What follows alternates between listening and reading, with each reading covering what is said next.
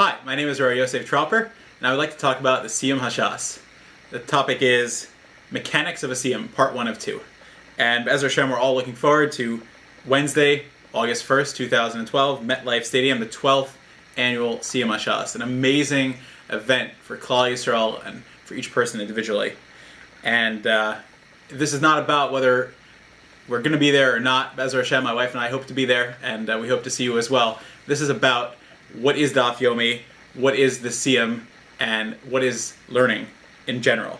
And this is a true celebration. My goal here is to record one segment before the Siyum and another Be'ez Hashem after the Siyum, on reflecting the power and the inspiration that we're all going to receive watching and experiencing the Siyum.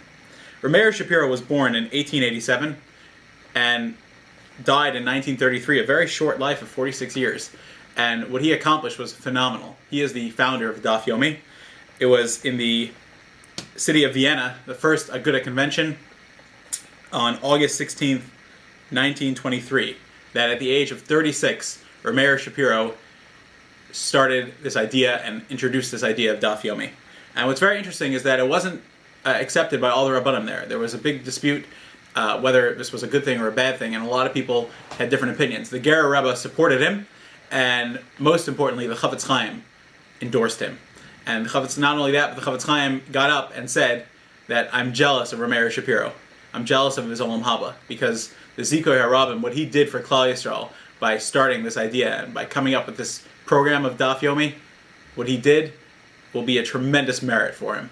And once Chafetz Chaim, the Gadol Hador, said that, it became totally accepted, and Daf Yomi officially began in that year. Very fascinating. So, what is a Siyum? The Gemara in Shabbos, Kuf Yud Ches Mem Beis, tells us that Abaye used to make a celebration, a big party, whenever any of the Tzorvim Merabanan, whenever any of the young Talmidei Chachamim would finish a Masechta. And Abaye was showing them that Torah is beautiful and enjoyable, and a Siyum is a celebration of the accomplishments that we made throughout Torah. At the end of a Siyum, we say the Hadran prayer, and we mention Rav Papa and his 10 sons.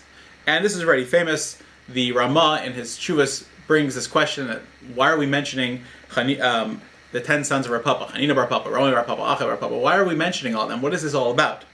And the Yam Shel Shlomo at the end of Bava Kama brings this Ramah, and a lot of people have seen it inside. And that's the Ramah's question. So why do we mention the 10 sons of Rav Papa? Well, the Sefer Eshkol answers that Rav Papa was a very famous businessman and a very successful Talmud Chacham as well, and he supported Torah and he encouraged Torah, and he also would make a celebration, and his children learned to value Torah and learn to enjoy Torah, and therefore it's a segula to mention Rav Papa and his 10 sons at the end of a Siyum. It's a segula to remember our Torah that way.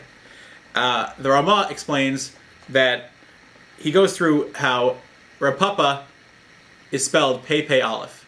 And he says that Rav Papa stood for Moshe Rabbeinu. Why? Because Pei Aleph spells out Pe El Pe, the Rashi Tevis, Pe El Pe, that Hashem spoke to Moshe face to face, and Hashem gave over the Torah and the Aseres HaDibros to Moshe.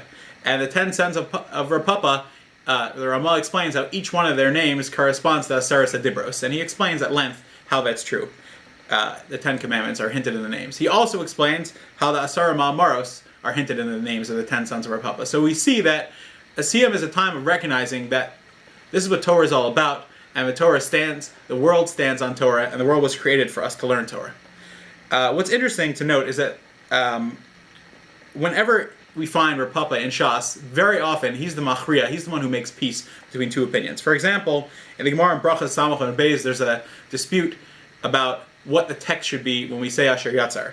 And there are two opinions. Shmuel says that we should say Rofei Chol Basar, and Rav Shesha says we should say the words Umaflila Asos instead.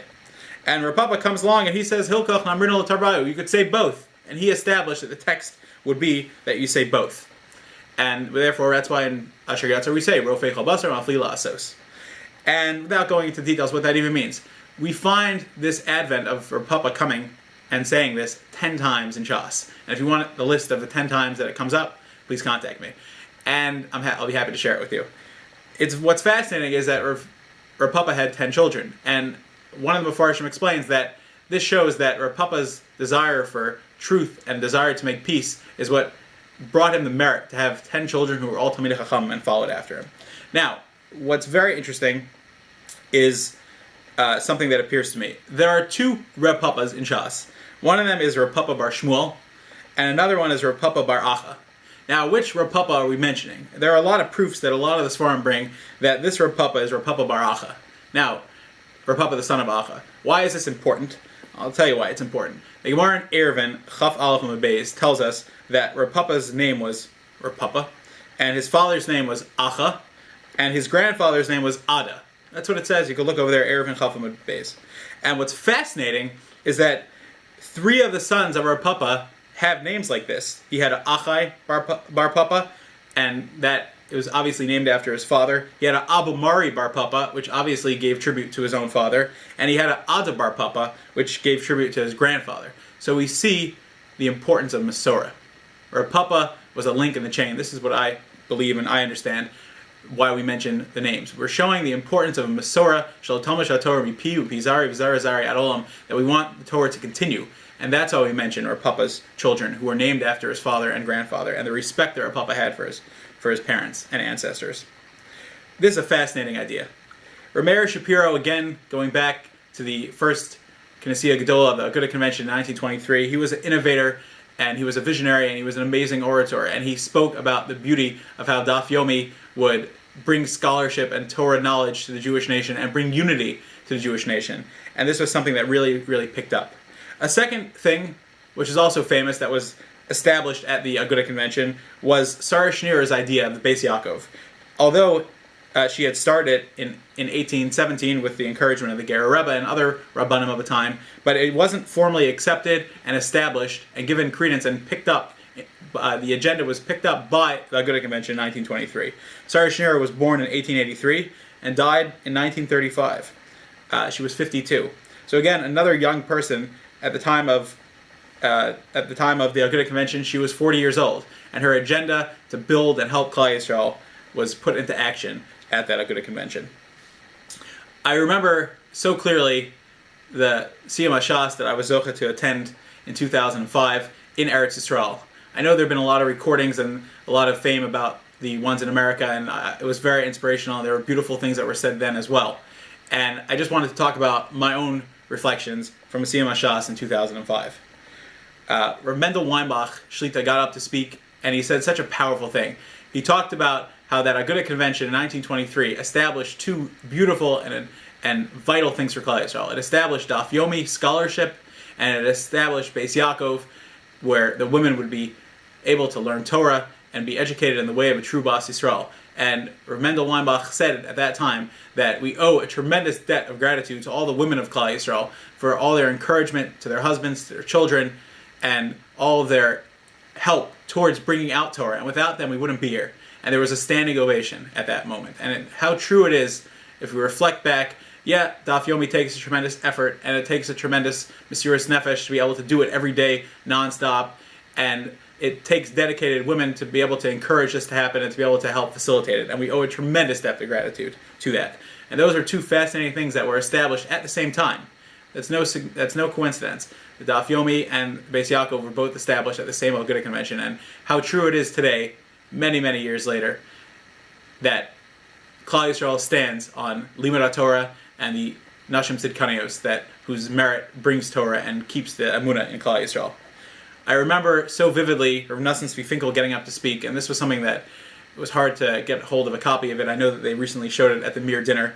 Powerful words. Rav Nosson Tzvi Finkel, Zecher Tzadik V'Kadosh Livracha, spoke at that Siyum HaShas, the 11th Siyum HaShas in Eretz Yisrael in 2005. And he was so moved to be there, and he was so emotional that he couldn't talk. And the one thing that he got out in the few minutes that he was standing up there was that we should teach our children that there's nothing more beautiful in the entire world than Limud Torah and knowing Shas and learning Shas and Hadrichal and Talmud Bavli, and the beauty of Torah should permeate our homes. And those words remain etched in all of our hearts. How Rav Nosson Tzvi Zatzal lived those words, and how there was nothing more beautiful and more important than Klal Yisrael and Limud Torah. In fact, I heard a pshat once that Hadar Nalach, the simple translation that we say to Siyum, means I will return to you, that will review and come back. But another pshat comes from the word hadar. Hadar means beauty, like an esrog is called pre-eitz hadar, a beautiful fruit. Hadran alach means our beauty comes from you, the Torah. The Torah gives the beauty to Klal Yisrael. And when we recall the Siyum HaShas in 2005, who could forget Rav Scheinberg, Rav Chaim Pinchas Scheinberg, Zecher Tzadik V'Kadosh Livracha, who was the Messiah, and as he read the last Gemara in Shas, tears streaming down his face, a man that understood what Amal Torah was and what Limud Torah was, that beautiful Avas HaTorah and Yirah Shamayim that was seen as he read that Hadran, so beautiful and so eternal with us. That Limud Torah that the Gedolim understood and put into us is something that we have picked up and we have developed on our own. And that's what the Siyum HaShas is all about. It's a celebration that Klal Yisrael gets together, and we appreciate the Mesiras Nefesh and the commitment that these great people put in to set aside time every day to learn Torah, and to do it with diligence, continuity, and consistency. That is the power of learning, and that is the greatness of Klal Yisrael, that we could reach this milestone. I thank you so much for listening. I look forward, Be'ezer Hashem, to seeing you there, and we should all take the inspiration from this experience. I also look forward to following up with a after video, Be'ezer Hashem, part 2 of this. Thank you so much. For all questions or comments, please feel free to contact me at yoseftropper.com. Thank you, and Mazel Tov.